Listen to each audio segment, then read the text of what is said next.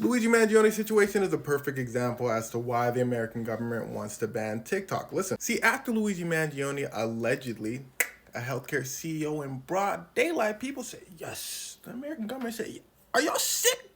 The American people said, I guess so. Now shut up talking to me. The American government said, and this is where they have their problem. People are fed up, whether it be with the Izzies trying to take over the Middle East, whether it be with America's very sketchy past, whether it be with terrible election candidates, but keeping with this example, whether it be about the United States healthcare system. Now, this isn't quite where the American government has its problem. They don't care if people are fed up. They care if people do something about it. And when everyone in a country gets fed up, people start to do. And this is where TikTok comes in. For people to be upset in the first place, they need information. So governments all over the world, not only the United States, need to manage how their citizens get this information. But they can't do that with TikTok because TikTok isn't under their influence. Okay, listen. Legacy news companies are under the American government's influence, meaning if you cross me, you finna have a problem. And legacy news companies don't want no problem, so they give people what I like to call empty information. They'll say someone like, Luigi Mangione, United Healthcare CEO. People be like, yeah, we know, but why'd he do it? Legacy news will be like, well, because public support, the American government be like,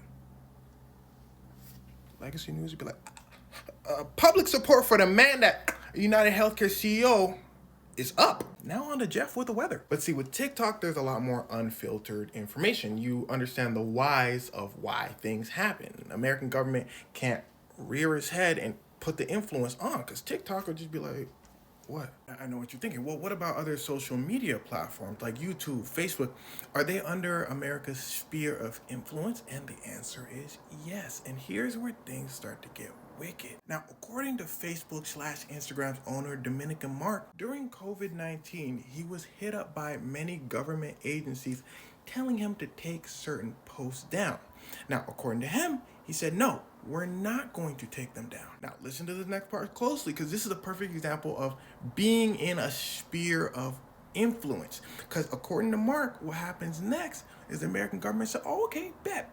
And he says that's when Facebook starts getting investigated by the Department of Justice. They start getting sued. The American government starts really flexing their power towards them. Now, fast forward, Izzy start trying to take over the Middle East. American government looks at Marcus. Marcus says, what? What y'all want me to do? Shadow ban people? Take down posts? American government says, yeah. Mark says, all right. Because Mark don't want no problems. But hold on. TikTok does its fair share of post censoring as well, especially when the Izzies were trying to take over. And when I say was, I mean when it was like all over the news. The Izzies are still trying to take over to this day. Don't forget that. But I digress. TikTok censors some posts because even though they're not under the American government's sphere of influence, they still don't want to get on the American government's bad side, so they censor a few posts. And then they stopped censoring posts and just started letting people say whatever they want.